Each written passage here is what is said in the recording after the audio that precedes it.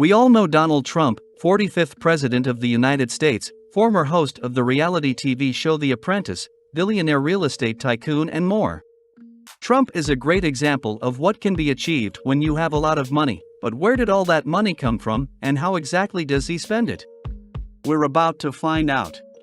Before we go inside this story, make sure to like this video and subscribe to the Luxury Empire for more insight into the lives of the world's richest. The American Dream.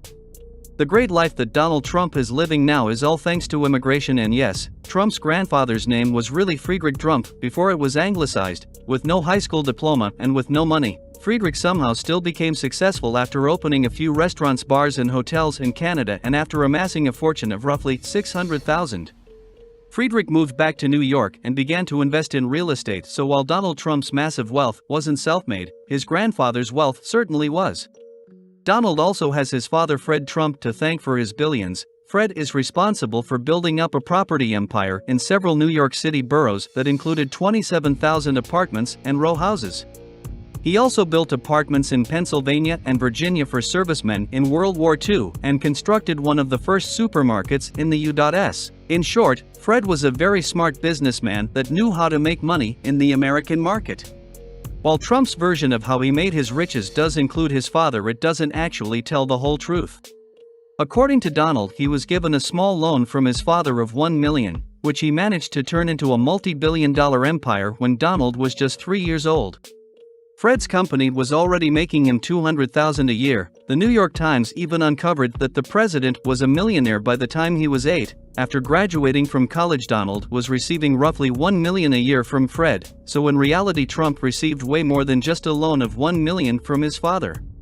Financial records actually show that he received at least $413 million from his father's real estate prowess, and that his father lent him at least another $140 million. All that Trump has today is thanks to his father. At first, Trump was going to follow in his father's footsteps, constructing low and middle income housing in New York City, but what he forgot to mention was that Fred was receiving millions of dollars from a government program to fund his ventures. By the time Trump was ready to play the same game, the government had canceled the program. But luckily his father loaned him money to get started in the real estate business. He eventually inherited 1/4 of his father's company, and he used the $800 million that he received to invest in Manhattan. This was a smart move according to Business Insider, as average land prices in Manhattan have gone up over 6,000% between 1973 and today.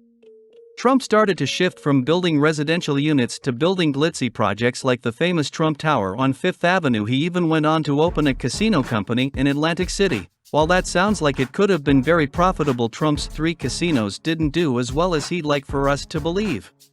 Trump has actually faced many failures and setbacks throughout his life.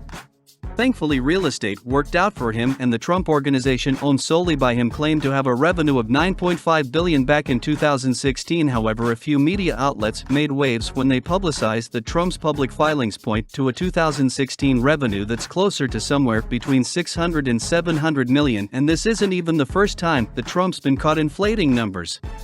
During the 2016 presidential election, Donald claimed to have a net worth of $10 billion, but both Forbes and Bloomberg didn't peg his worth at anywhere close to that. They estimated $4.5 billion and $2.9 billion, respectively.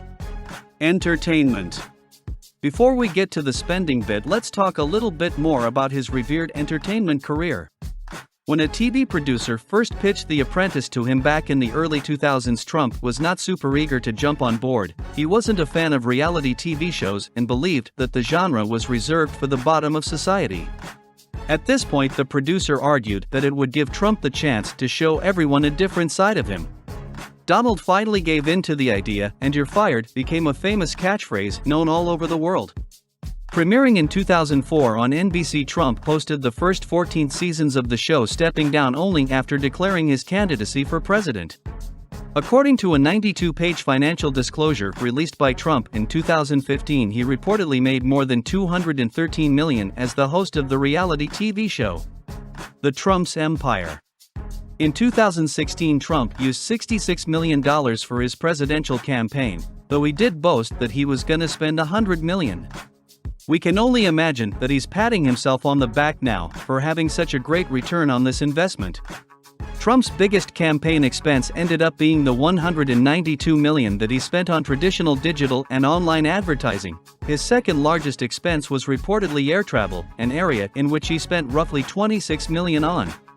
Trump has a fleet of personal aircrafts, including a commercial-sized plane, 3 helicopters, and a corporate jet. The largest one is his Boeing 757, which he is believed to have bought for $100 million back in 2010. His Cessna jet was reportedly purchased for $15.3 million. The 3 Sikorsky helicopters that he owns were probably bought for somewhere between $5 million and $7 million.